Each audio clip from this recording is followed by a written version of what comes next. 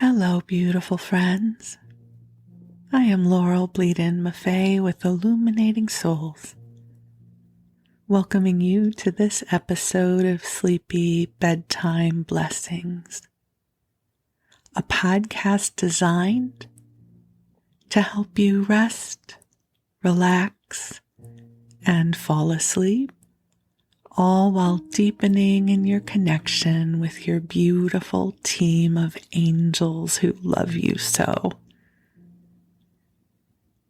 I am an angelic practitioner, a spiritual teacher, and an encourager of souls.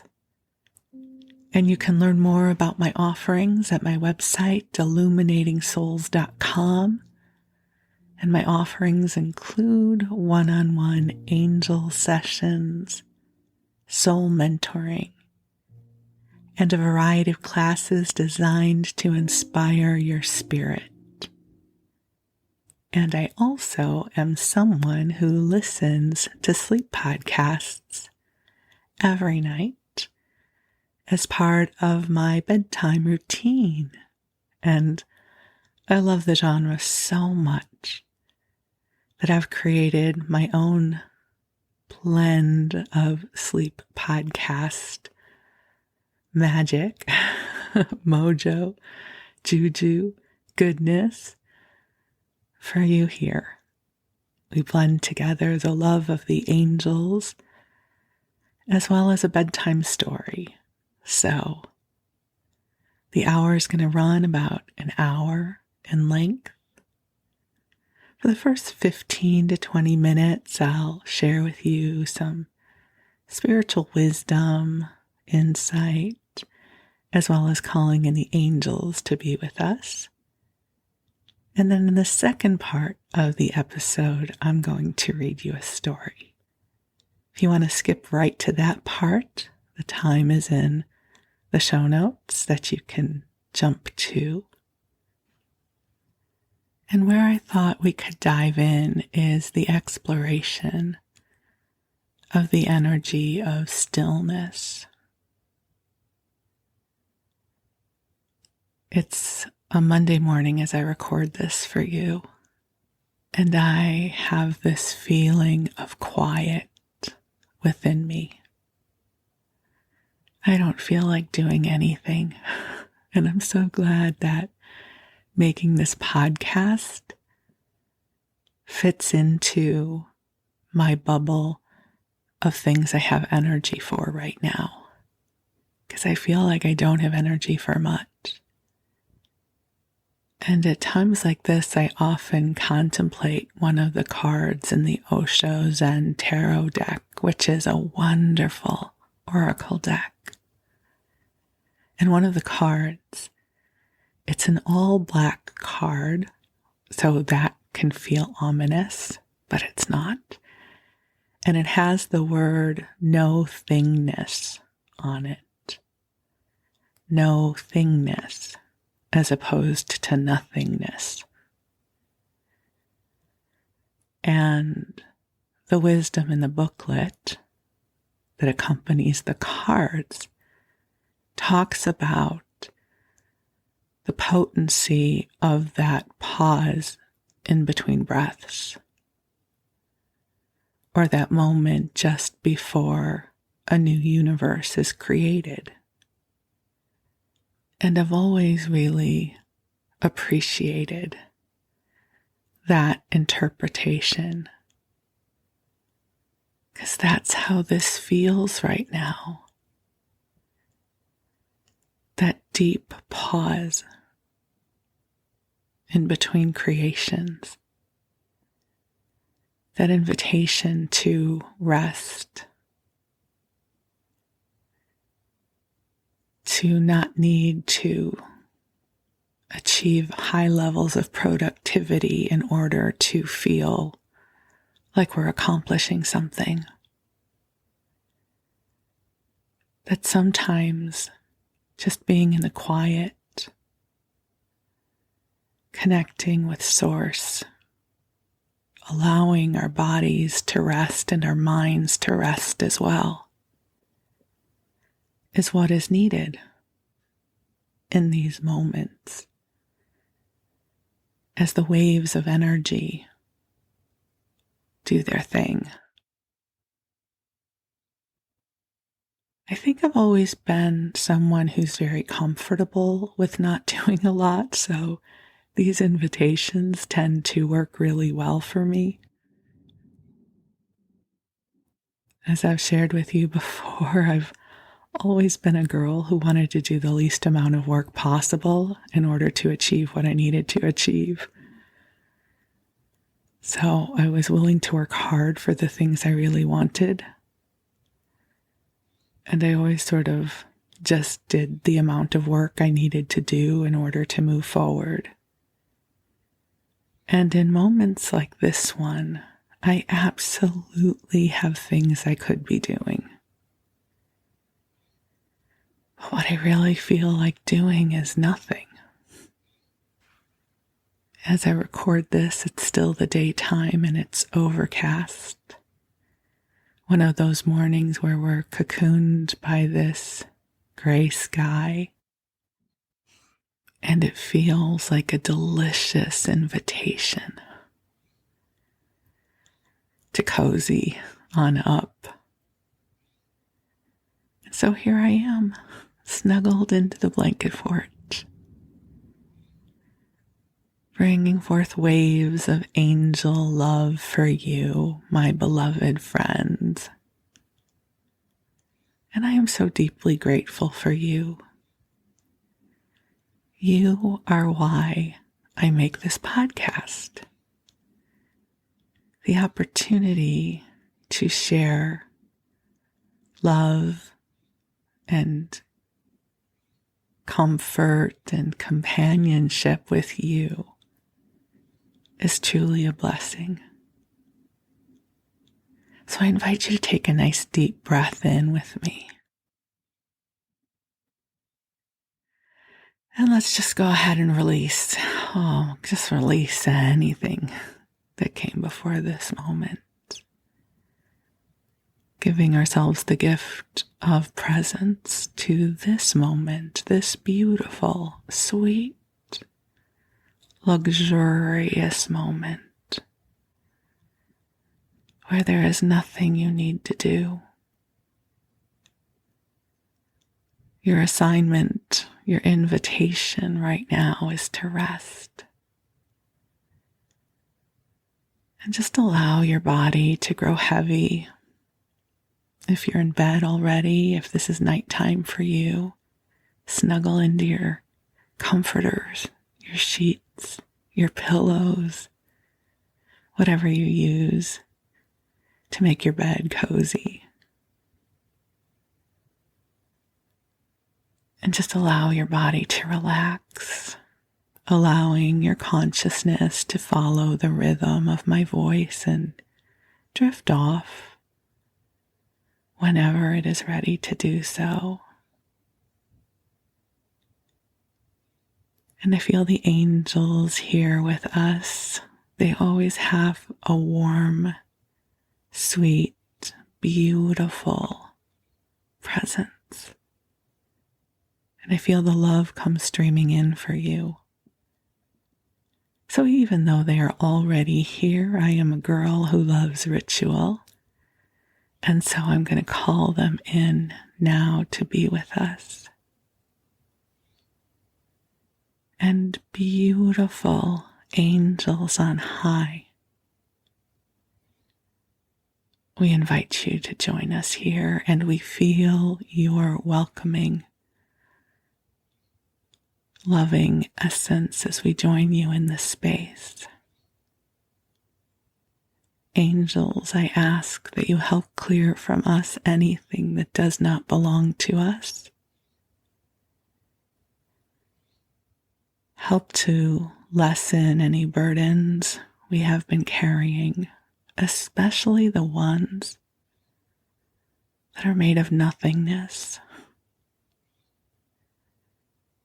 And angels, we ask for waves of comfort, compassion, and understanding as we navigate all that is present in our lives right now. and beautiful angels,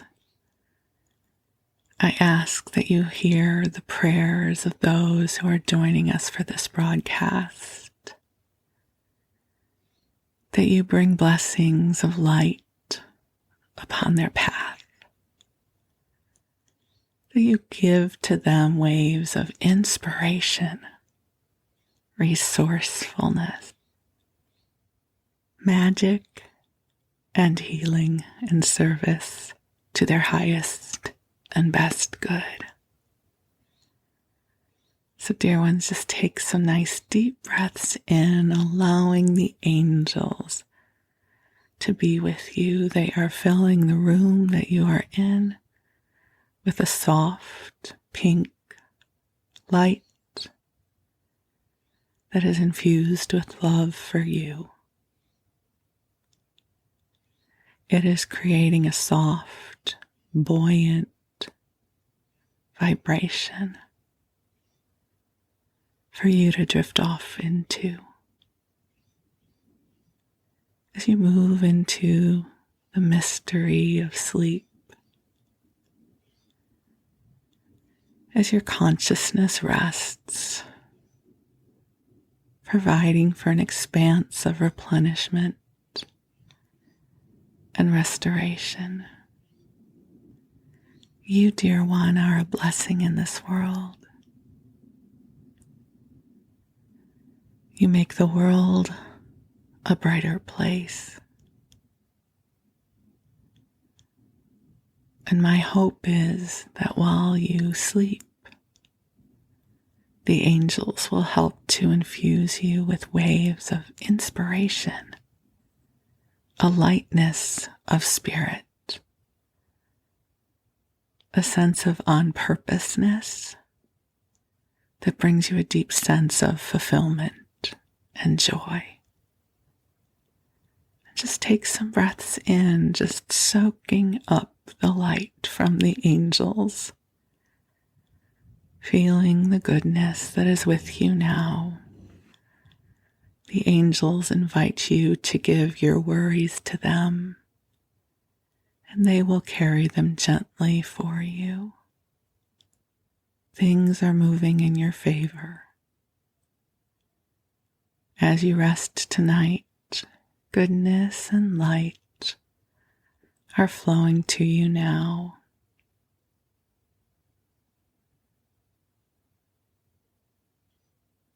The path before you is paved with love.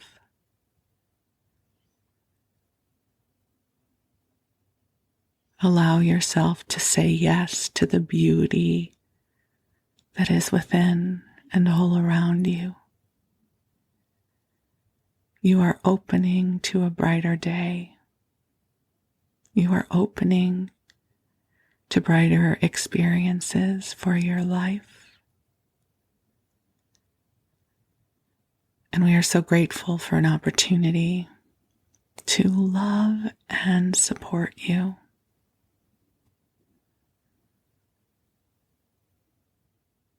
The angels say, do your best not to dwell in the disappointment of the past.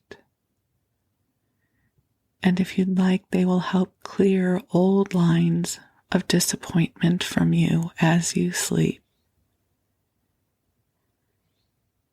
You know, there is that adage that says each day we get to be born anew. And I really love this sentiment, that we don't always need to carry all of our heaviness into each and every day. Sometimes we can just say, today's a fresh day. Today is a new beginning. Today is an opportunity to open my heart to even more love and more magic and more light. So just take a breath in and breathe in this beautiful, glorious energy that is here for you. Just breathe out your worries. The angels will catch them for you.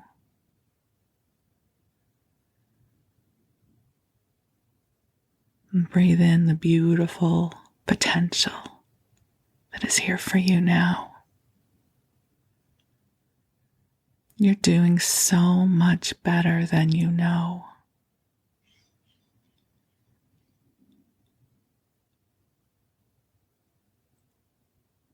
And just breathe. And you go ahead whenever you're ready and drift off. You rest and the angels will stay with you. And while you rest, I'm going to read you a story.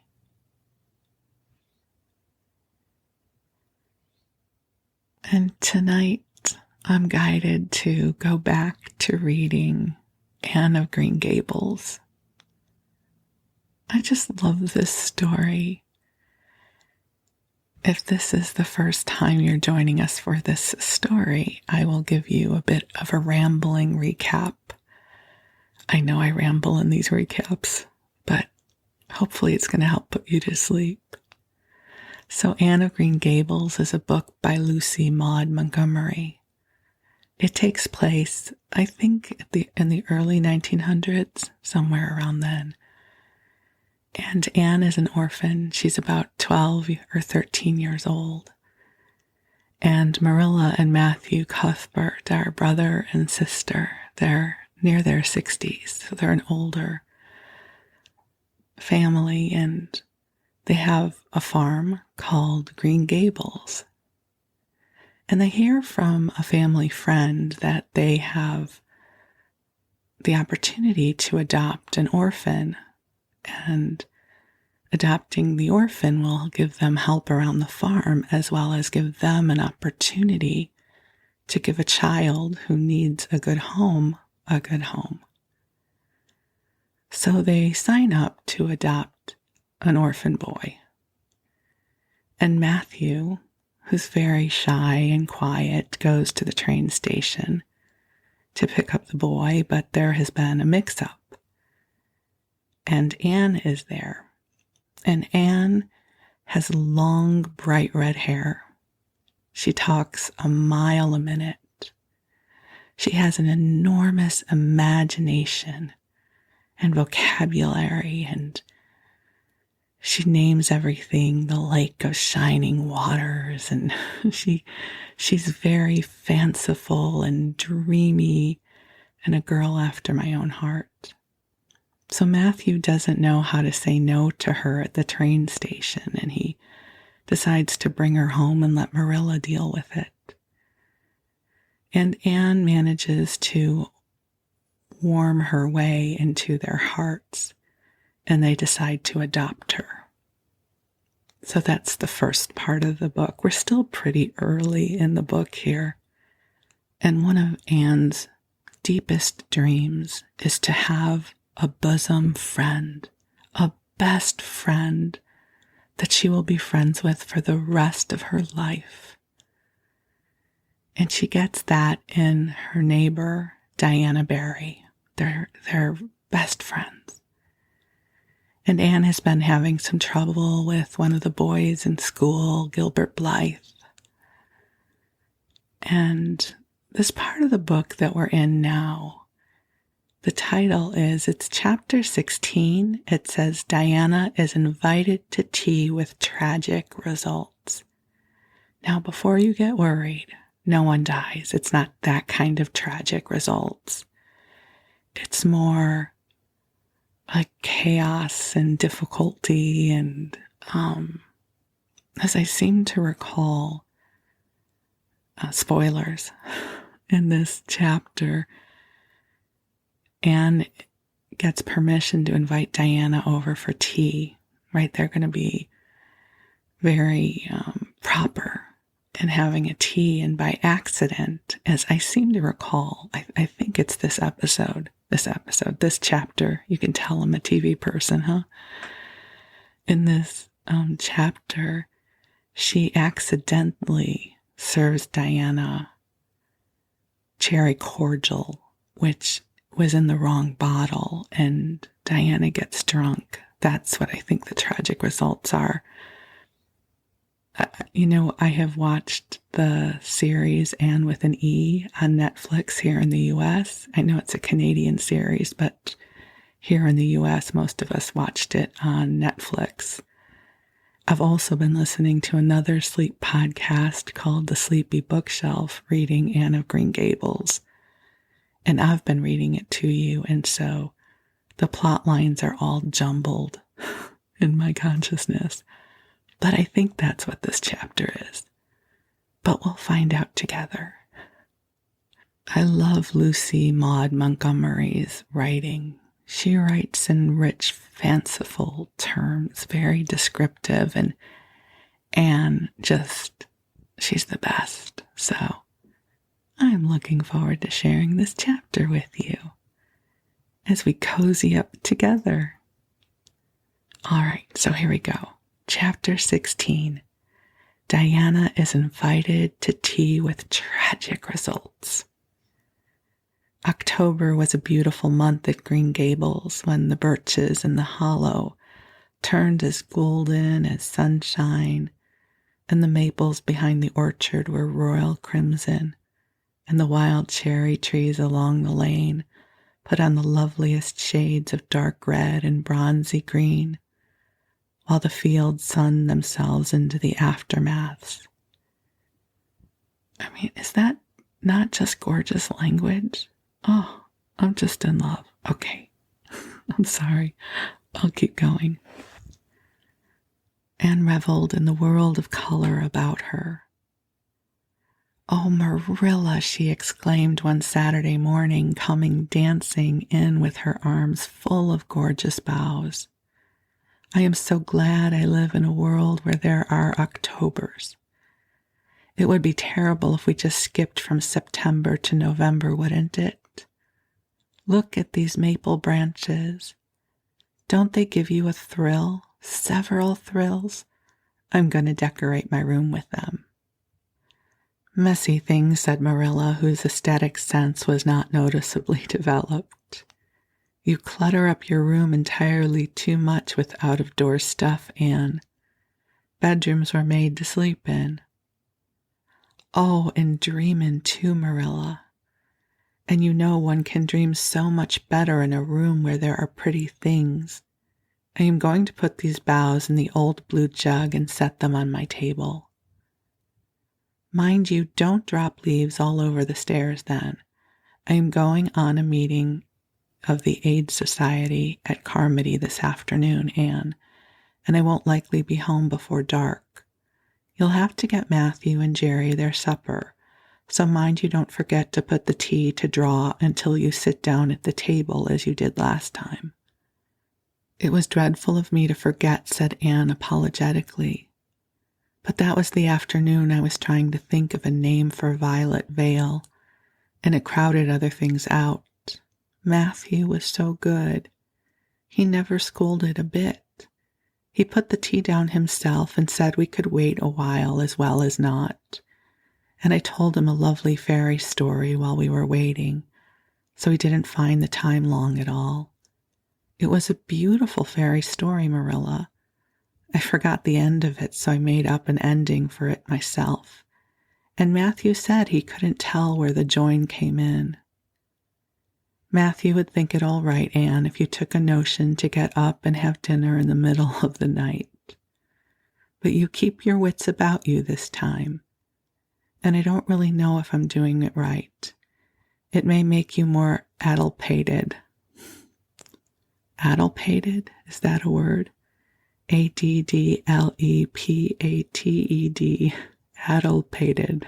Sorry if I'm really pronouncing that wrong. "Than ever. But you can ask Diana to come over and spend the afternoon with you and have tea here." "Oh, Mirella," Anne clasped her hands. "How perfectly lovely. You are able to imagine things after all, or else you'd never have understood how I've longed for that very thing. It will seem so nice and grown-uppish. No fear of my forgetting to put the tea to draw when I have company. Oh, Mirella, can I use the rosebud spray tea set?" "No, indeed. The rosebud tea set. Well, what's next? You know I never use that except for the minister or the aides. You'll put down the old brown tea set, but you can open the little yellow crock of cherry preserves. It's time it was being used anyhow. I believe it's beginning to work. And you can cut some fruit cake and have some of the cookies and snaps. I can just imagine myself sitting down at the head of the table and pouring out the tea, said Anne, shutting her eyes ecstatically, and asking Diana if she takes sugar. I know she doesn't, but of course I'll ask her just as if I didn't know. And then pressing her to take another piece of fruit cake and another helping of preserves. Oh, Mirella, it's a wonderful sensation just to think of it. Can I take her into the spare room to lay off her hat when she comes, and then into the parlor to sit? No, the sitting room will do for you and your company. But there's a bottle half full of raspberry cordial that was left over from the church social the other night. It's on the second shelf of the sitting room closet, and you and Diana can have it if you like, and a cookie to eat with it along in the afternoon, for I dare say Matthew will be late coming in to tea since he's hauling potatoes to the vessel. Anne flew down the hollow past Dryad's Bubble and up the spruce path to Orchard Slope to ask Diana to tea. As a result, just after Mirella had driven off to Carmody, Diana came over dressed in her second best dress and looking exactly as it is proper to look when asked out to tea. At other times, she was wont to run into the kitchen without knocking, but now she knocked primly at the front door. And when Anne, dressed in her second best, as primly opened it, both little girls shook hands as gravely as if they had never met before. This unnatural solemnity lasted until Diana had been taken to the east gable to lay off her hat, and then had sat for 10 minutes in the sitting room, toes in position. "How is your mother?" inquired Anne politely, just as if she had not seen Mrs. Barry picking apples that morning in excellent health and spirits. "She is very well, thank you. I suppose Mr. Cuthbert is hauling potatoes to the Lily Sands this afternoon, is he?" said Diana, who had ridden down to Mr. Harmon Andrews that morning in Matthew's cart. "Yes, our potato crop is very good this year. I hope your father's crop is good too." "It is fairly good, thank you. Have you picked many of your apples yet?" "Oh, ever so many," said Anne, forgetting to be dignified and jumping up quickly. "Let's go out to the orchard and get some of the red sweetings, Diana. Mirella says we can have all that are left on the tree. Mirella is a very generous woman.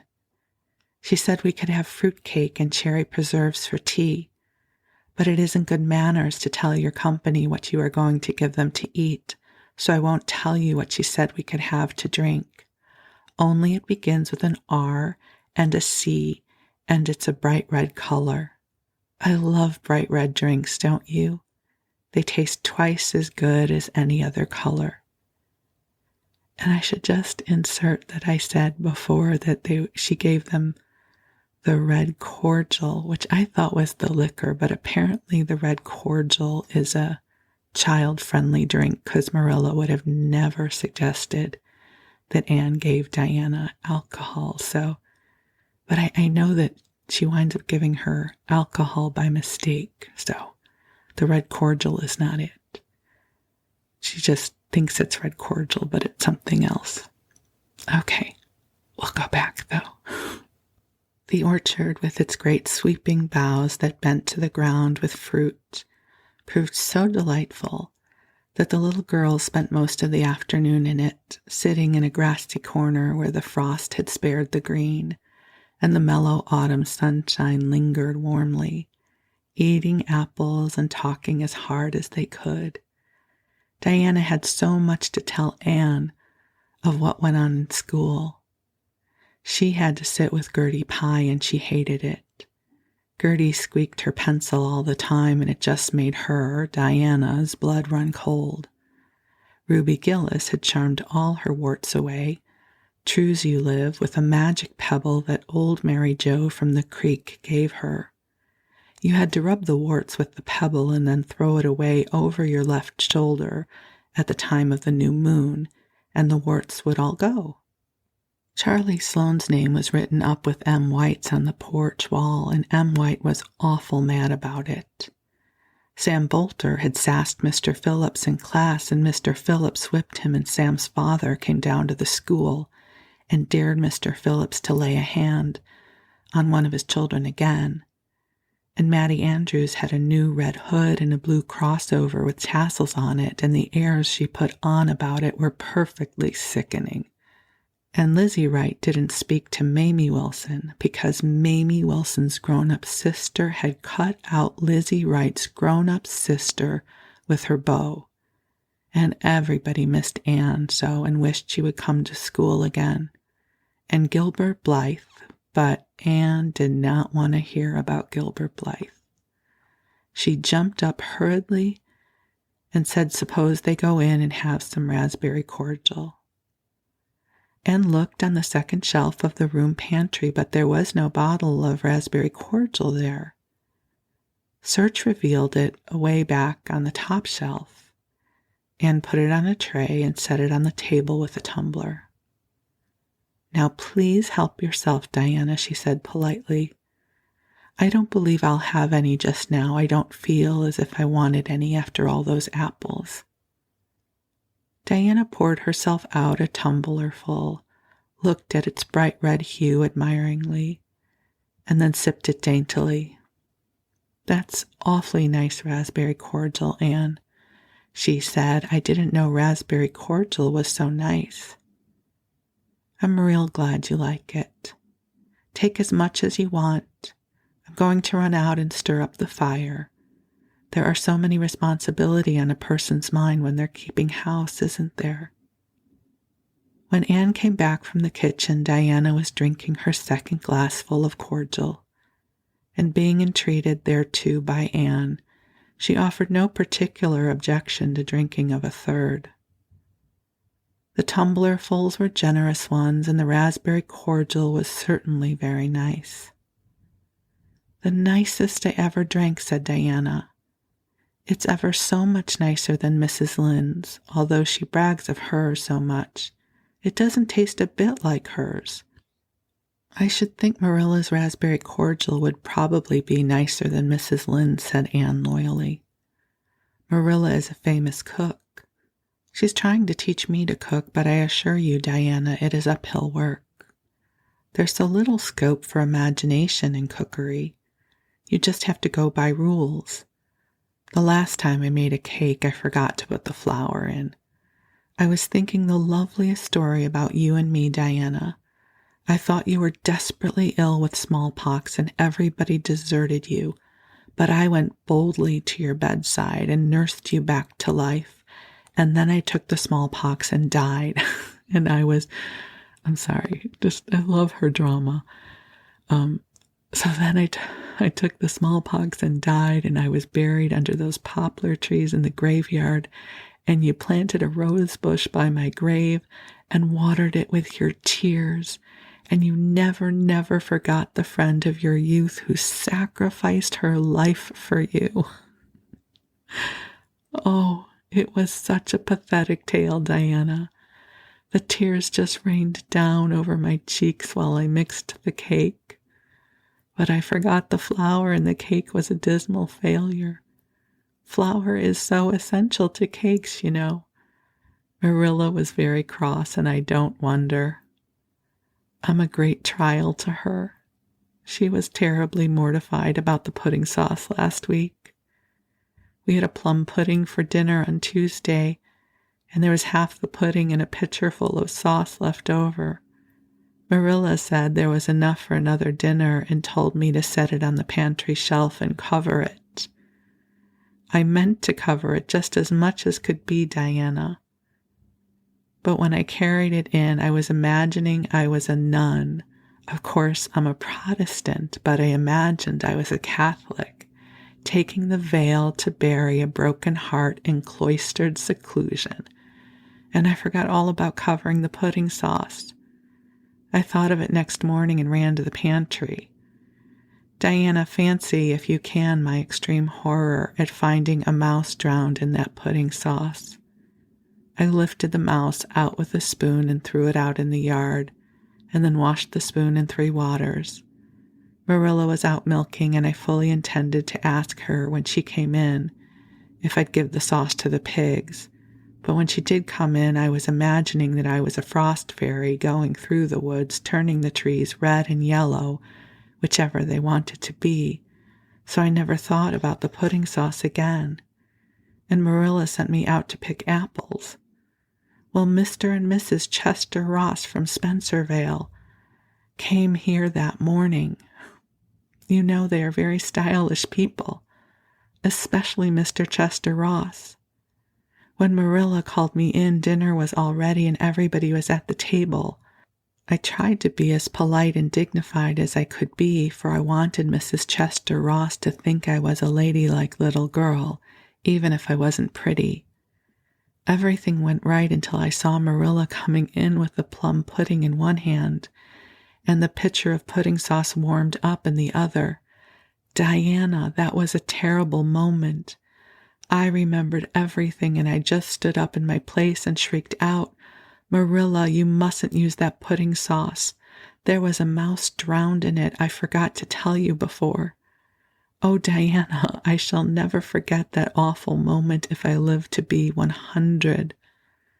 Mrs. Chester Ross just looked at me, and I thought I would sink through the floor with mortification. She is such a perfect housekeeper, and fancy what she must have thought of us. Mirella turned red as fire, but she never said a word. Then she just carried that sauce and pudding out and brought in some strawberry preserves. She even offered me some, but I couldn't swallow a mouthful. It was like heaping coals of fire on my head. After Mrs. Chester Ross went away, Mirella gave me a dreadful scolding. "Why, Diana, what is the matter?" Diana had stood up very unsteadily then. She sat down again, putting her hands to her head.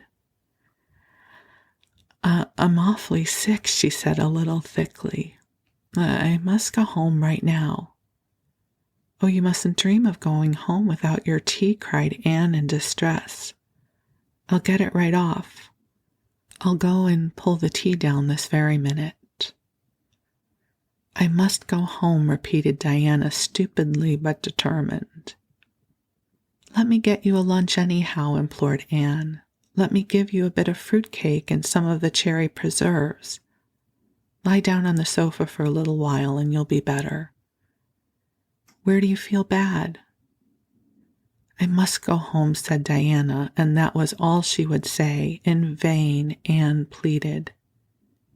"I never heard of company going home without tea," she mourned. "Oh, Diana, do you suppose that it's possible you're really taking the smallpox? If you are, I'll go and nurse you. You can depend on that. I'll never forsake you. But I do wish you'd stay till after tea. Where do you feel bad?" "I'm awfully dizzy," said Diana. And indeed, she walked very dizzily. Anne, with tears of disappointment in her eyes, got Diana's hat and went with her as far as the Barry yard fence. Then she wept all the way back to Green Gables, where she sorrowfully put the remainder of the raspberry cordial back into the pantry and got tea ready for Matthew and Jerry, with all the zest gone out of the performance. The next day was Sunday, and as the rain poured down in torrents from dawn till dusk, Anne did not stir abroad from Green Gables.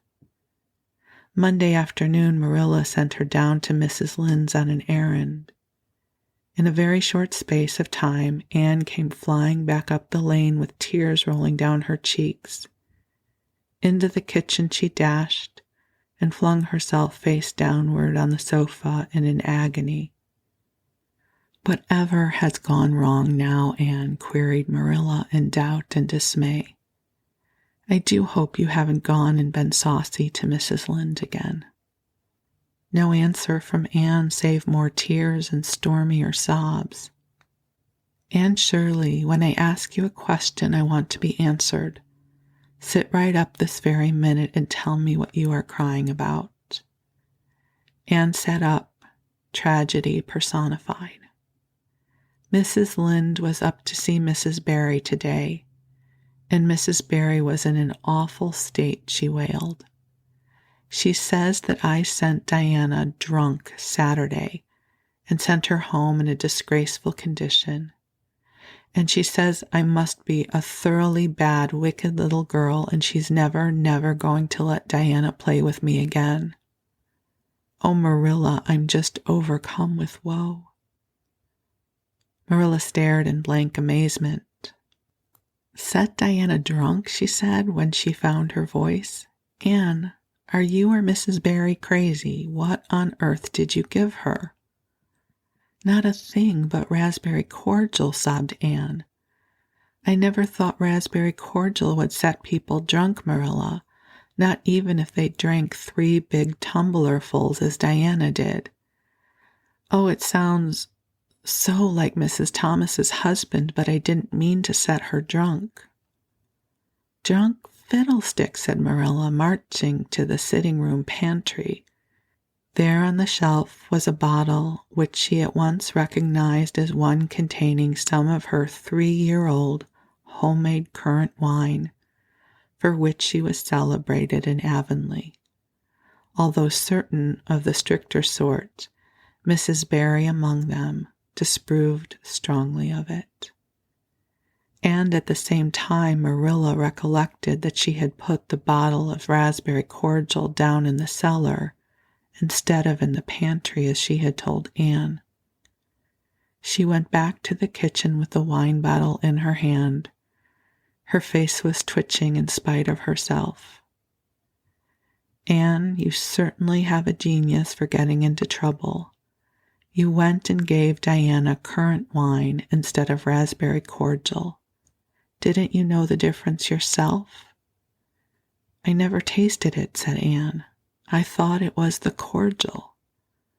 I meant to be so hospitable. Diana got awfully sick and had to go home. Mrs. Barry told Mrs. Lynde she was simply dead drunk. She just laughed silly-like when her mother asked her what was the matter, and went to sleep and slept for hours. Her mother smelled her breath and knew she was drunk. She had a fearful headache all day yesterday. Mrs. Barry is so indignant. She will never believe but what I did it on purpose. I should think she would better punish Diana for being so greedy as to drink 3 glassfuls of anything," said Mirella shortly. "Why, 3 of those big glasses would have made her sick even if it had only been cordial.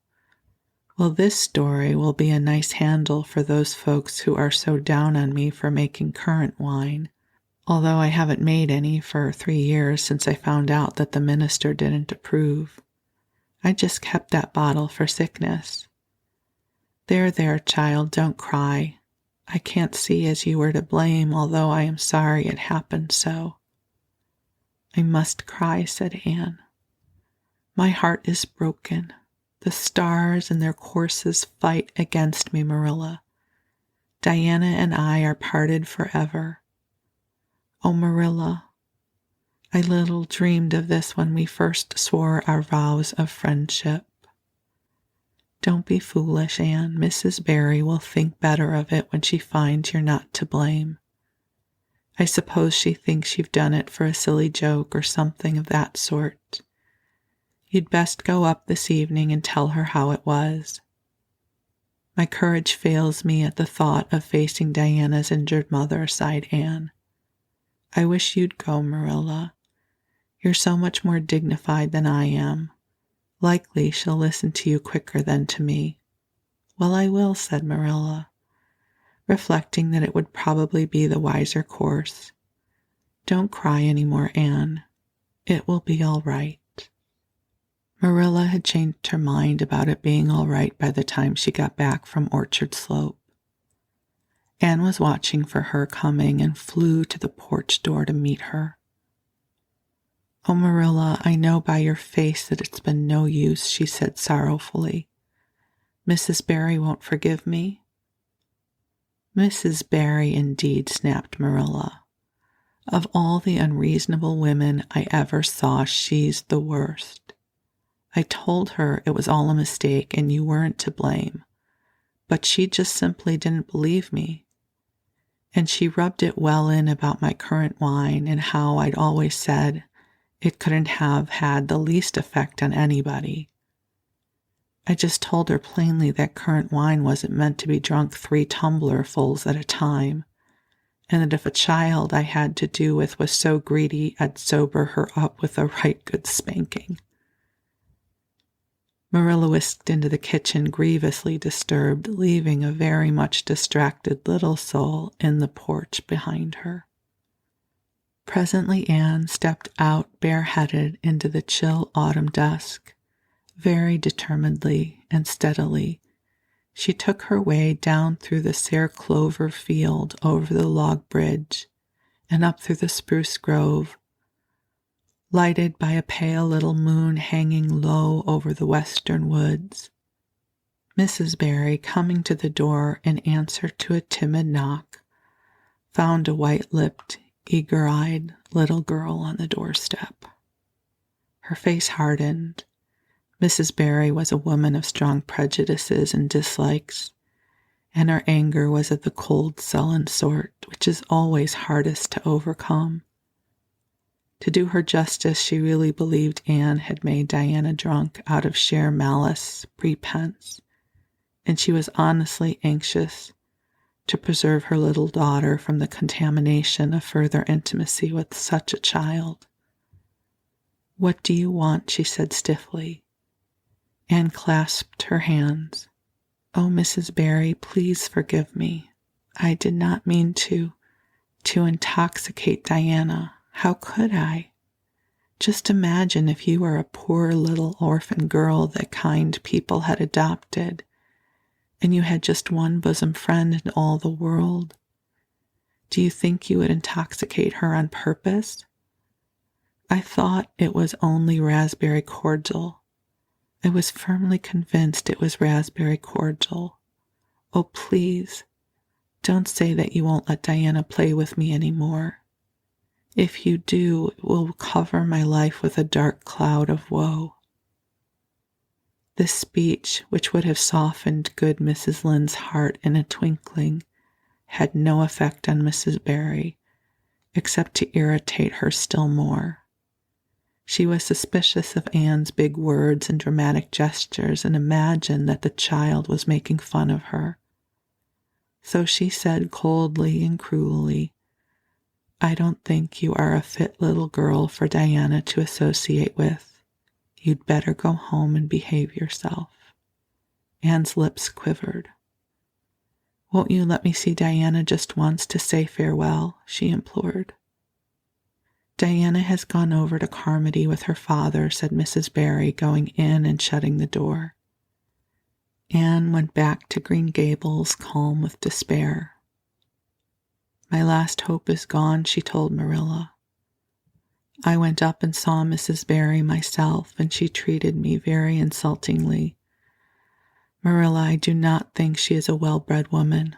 There is nothing more to do except to pray, and I haven't had much hope that it'll do much good because, Mirella, I do not believe that God himself can do very much with such an obstinate person as Mrs. Barry."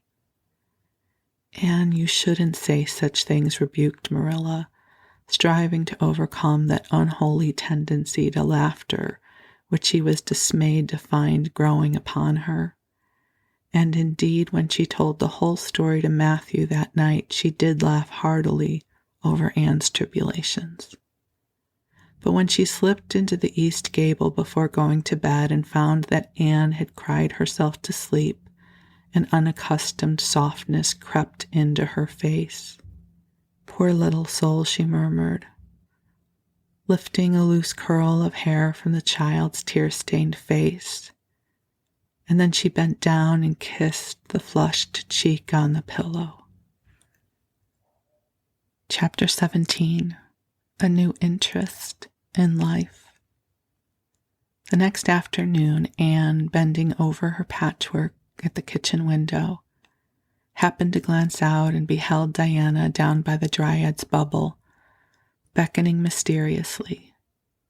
In a trice, Anne was out of the house and flying down to the hollow, astonishment and hope struggling in her expressive eyes. But the hope faded when she saw Diana's dejected countenance. "Your mother hasn't relented," she gasped. Diana shook her head mournfully. "No, and oh, Anne, she says I'm never to play with you again. I've cried and cried, and I told her it wasn't your fault, but it wasn't any use. I had ever such a time coaxing her to let me come down and say goodbye to you. She said I was only to stay 10 minutes, and she's timing me by the clock." 10 minutes isn't very long to say an eternal farewell in," said Anne tearfully. "Oh, Diana, will you promise faithfully never to forget me, the friend of your youth, no matter what dearer friends may caress thee?" Sorry, I love Anne's language. We'll say that again. "Oh, Diana, will you promise faithfully never to forget me, the friend of your youth, no matter what dearer friends may caress thee?" "Indeed I will," sobbed Diana, "and I'll never have another bosom friend. I don't want to have. I couldn't love anybody as I love you." "Oh, Diana," cried Anne, clasping her hands, "do you love me?" "Why, of course I do. Didn't you know that?" "No," Anne drew a long breath. "I thought you liked me, of course, but I never hoped you loved me. Why, Diana, I don't think anyone could love me. Nobody ever has loved me since I can remember. Oh, this is wonderful. It's a ray of light which will forever shine on the darkness of a path severed from thee, Diana. Oh, just say it once again." "I love you devotedly," Anne said, Diana stanchly, "and I always will. You may be sure of that." "And I will always love thee, Diana," said Anne solemnly, extending her hand. "In the years to come, thy memory will shine like a star over my lonely life. As that last story we read together says, Diana, wilt thou give me a lock of thy jet-black tresses in parting to treasure forevermore?" "Have you got anything to cut it with?" queried Diana, wiping away the tears which Anne's affecting accents had caused to flow afresh and returning to practicalities. "Yes, I've got some patchwork scissors in my apron pocket, fortunately," said Anne. She solemnly clipped one of Diana's curls. "Fare thee well, my beloved friend. Henceforth we must be as strangers, though living side by side, but my heart will ever be faithful to thee." Anne stood and watched Diana out of sight, mournfully waving her hand to the latter whenever she turned to look back. Then she returned to the house, not a little consoled for the time being by this romantic parting. And we'll go ahead and stop here. And just in case you're at all worried, they get to be friends again. Of course they do, because we're still really early on in the book. And for now, I wish you sweet dreams, a good rest, and I look forward to connecting again soon. Be well. Thank you.